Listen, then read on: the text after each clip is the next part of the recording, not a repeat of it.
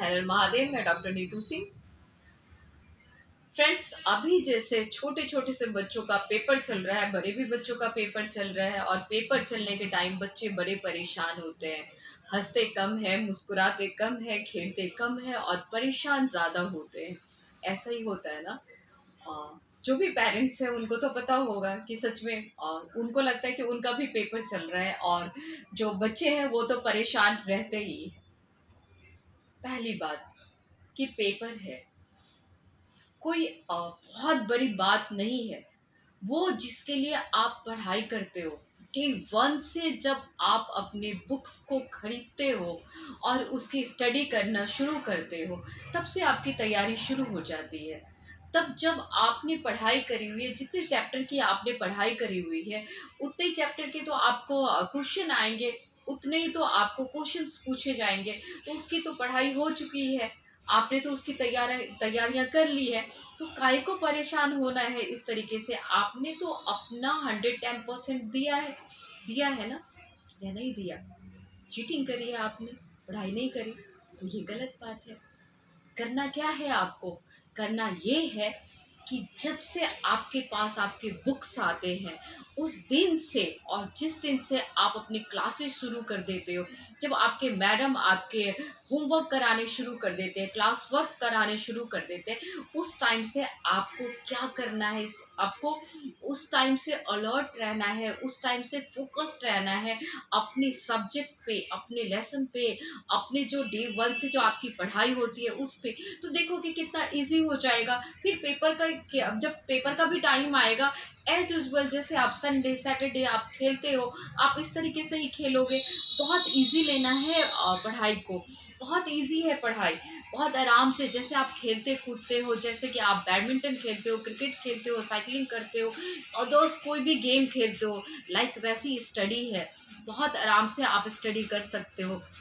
उसको ज़्यादा आपको, मतलब कि बहुत ये नहीं बनाना है कि अरे पढ़ाई करनी है। नो, पढ़ाई करनी है, बहुत इजी है। उसको बहुत इजी वे में लेना है। और मैं उन पेरेंट्स को भी बोलूँगी जो जब पेपर का टाइम होता है और जब पेपर्स के टाइम आने वाले होते हैं शुरू, तो वो इस तरीके से, मतलब वो ऐसे हिटलर बन जाते हैं कि अरे पेपर टाइम है, आपको ये नहीं करना है, आपको वो नहीं करना है। क्यों भाई? फिर आपने 6 महीने, 4 महीने, 1 साल आपने क्या किया था? क्या उस टाइम में आप हिटलर नहीं बने थे? तो ये रॉन्ग है, ये गलत है। आपको ज़रूरी नहीं है कि डे जब पेपर का टाइम हो तो हर डे आप बच्चों को लेसन दो, इस तरीके से नहीं करना है। आपको अपने बच्चे के साथ में रहना है और साथ देना है।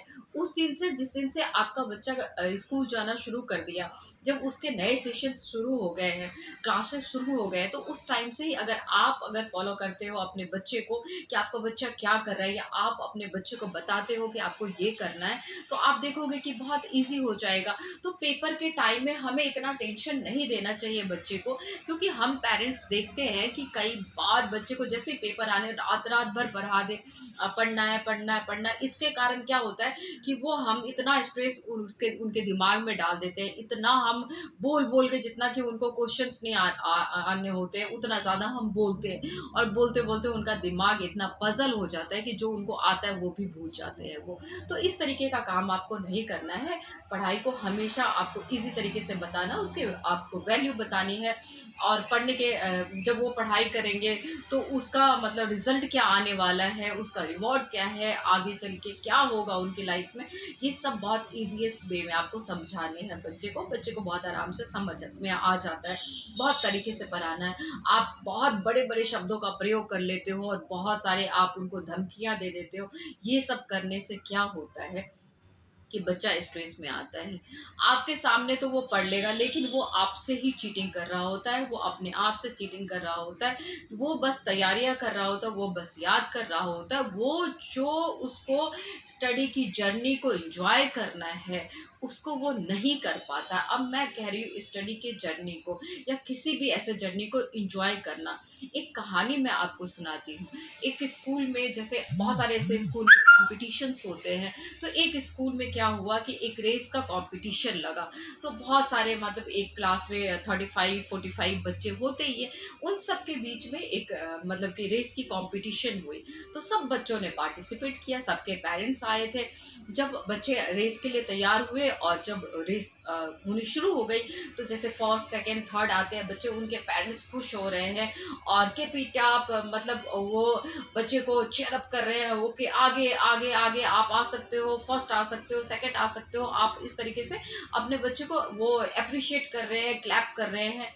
अब क्या हुआ, जो आगे जो बच्चा, जो फर्स्ट, सेकंड, थर्ड जो बच्चा जा रहा था, वो तो भाग रहा था आगे, लेकिन जो बच्चे पीछे, उनको लग रहा है हम बहुत पीछे हैं, बहुत पीछे हैं, बहुत पीछे हैं। तो इस तरीके से उन्होंने क्या किया कि अब जब वो समझ गए कि अब आगे हम